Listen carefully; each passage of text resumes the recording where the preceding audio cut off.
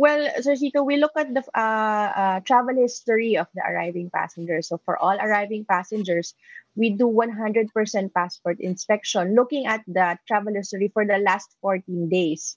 So from there, we check if they have been to a red list country, dun sa mga travel restricted country, and if he or she is a foreign national, immediately excluded yan, hindi pa papasukin ng Philippines. If the person is Filipino, they will be referred to the Bureau of Quarantine for strict implementation of the 14-day quarantine.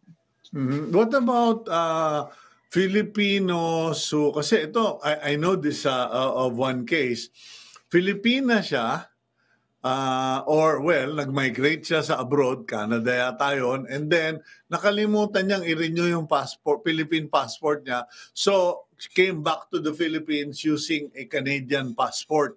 Paano ba? This was before Omicron, ano? Paano ba yung ganong scenario where you're you are actually Filipino, dual citizen, kanya lang hindi mo na renew yung Philippine passport. How do you make the determination at the BI? So Chito, pag sa arrival natin, we look at the documents that are being presented. So to be seen to present themselves as a Filipino, they have to show sufficient proof that Filipino siya. So it's either a Philippine passport, pero pwede naman that they don't have the Philippine passport, but they have the certificate.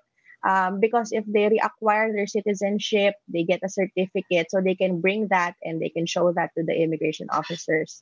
In any case po, halimbawa, this person does not have dual citizenship, they don't have the documentation for that, they are just a former Filipino, they can still enter the country if not coming from the red list countries. Kasi balikbayan, Sir Chito, are allowed to enter dito sa ating current travel restriction. So the balikbayan is the former Filipino, and then the spouse, and the children who are traveling with them. So the entire family, if they all come here together, as long as they are not coming from red list countries, they are allowed entry visa-free and they get 1 year stay here in the country. What are the concerns of the BI right now? Kasi what happens pag biglang sinabi ng IATF, oh sorry, they already have a case in Hong Kong, shut the gate. How does that mess things up for the BI and for the NAIA and for all our borders?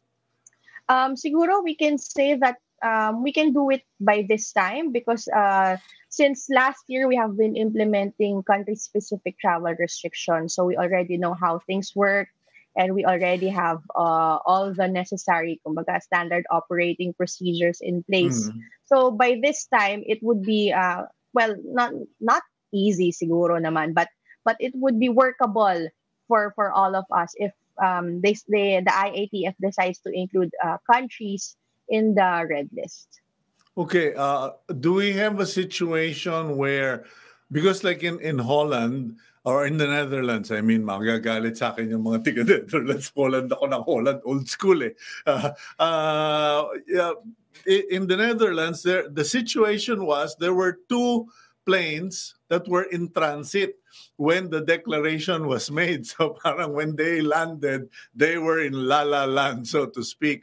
Did we ever have that with the red list country in the last 2 days? So far, wala naman po because it was announced, I think, 2 days before the actual implementation. So for those who were in transit, they were allowed, but I don't think there were any who were in transit already. But they may be allowed in the country if they were part of the allowable classes, but they would be subjected to the 14-day quarantine. So after the cutoff, which was November 28, dun na nagsistart yung implementation of the red list.